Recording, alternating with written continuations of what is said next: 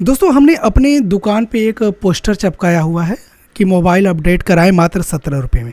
तो mobile update होता क्या है? मोबाइल सभी के पास होता है, लेकिन इस वीडियो में 2 मिनट में आपको पूरी निचोड़ जानकारी बताऊंगा कि मोबाइल अपडेट होता क्या है, आखिर अपडेट कराने से क्या दिक्कत होती है और अपडेट कराने से फ़ायदे क्या होते हैं, और क्या अपडेट कराने के बाद मेरा सारा डाटा डिलीट हो जाता है या हमको क्या बेनिफिट्स मिलता है।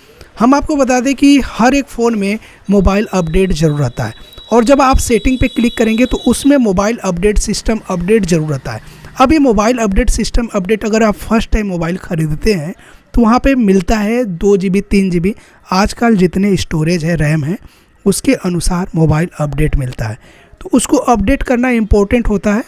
कंपनी भी बताती है कि अगर 5G फ़ोन ख़रीद रहे हैं तो उसको पहले अपडेट करेंगे तभी अनलिमिटेड इंटरनेट आपको चला पाएंगे।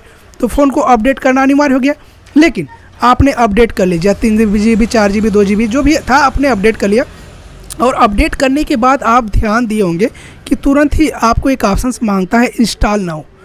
अब उस जो सॉफ्टवेयर आपने 3 GB 2 GB का लोड किया, डाउनलोड किया, अब लास्ट में जो इंस्टॉल नाउ का ऑप्शन मिलता है तो उस पर क्लिक करते हैं तो आपका फ़ोन ऑटोमेटिकली बंद हो जाता है। आपने ध्यान दिया होगा कि आपका फ़ोन ऑटोमेटिकली बंद हो जाता है। अब जब आपका फ़ोन ऑटोमेटिकली बंद होता है तो कुछ टाइम के बाद आपका फ़ोन ओपन होता है।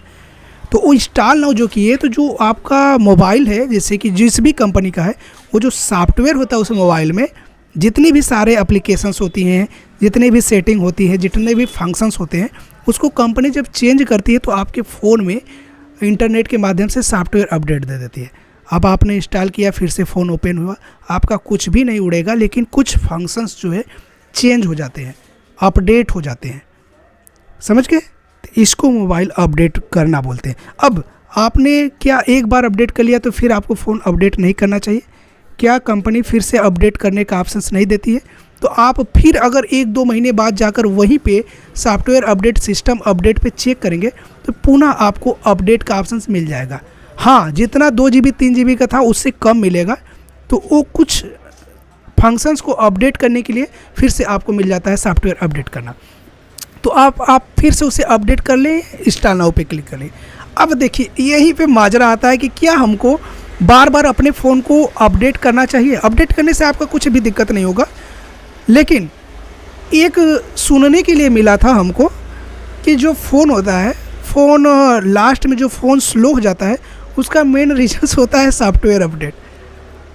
ये बात हकीकत आती है कुछ टाइम के बाद, 2 साल के बाद। शायद कंपनी ऐसा भी चाहती है कि फ़ोन आपका स्लो हो जाए और आप नया फ़ोन ख़रीदने के लिए मजबूर हो जाए। तो कुछ ऐसे लास्ट में आपको 1-2 साल के बाद सॉफ्टवेयर अपडेट करने के लिए ऑप्शन आ जाता है, जिसे आप अपडेट करते हैं तो आपका फ़ोन स्लो हो जाता है। ये हद तक कुछ लोग बताते हैं और शायद सभी लोग अनुभव कर चुके हैं कि ऐसा होता है। आप कमेंट करिएगा कि 1-2 साल बाद क्यों वही फ़ोन पहले से स्लो हो जाता है। आप फ़ोन को पूरी तरीके से फॉर्मेट करते हैं, रीसेट करते हैं, फिर भी पहले जैसा फ़ोन नहीं चलता है, स्लो हो जाता है।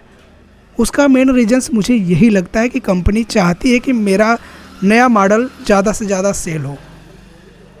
ठीक है, तो मोबाइल अपडेट करना जो हमने आपको बताया यही है। जो रीसेट होता है वो अलग चीज़ है, सेटिंग से जाकर रीसेट होता है तो उससे सारे डाटा डिलीट हो जाता है, सारा डाटा डिलीट हो जाता है। और जो फॉर्मेट होता है वो भी अलग होता है, सारा डाटा डिलीट हो जाता है। लेकिन ये अपडेट करने से आपका कुछ भी डिलीट नहीं होता है, लेकिन आपके फंक्शंस में चेंजेस हो जाता है। तो इसी को सॉफ्टवेयर अपडेट बोलते हैं। आपको करना चाहिए सॉफ्टवेयर अपडेट, क्योंकि कंपनी नए फंक्शंस, नया चीज़ देती है तो उसे एग्री करना चाहिए। तो आप कमेंट करिएगा क्या सॉफ्टवेयर अपडेट के बारे में इतनी जानकारी आपको थी या नहीं थी।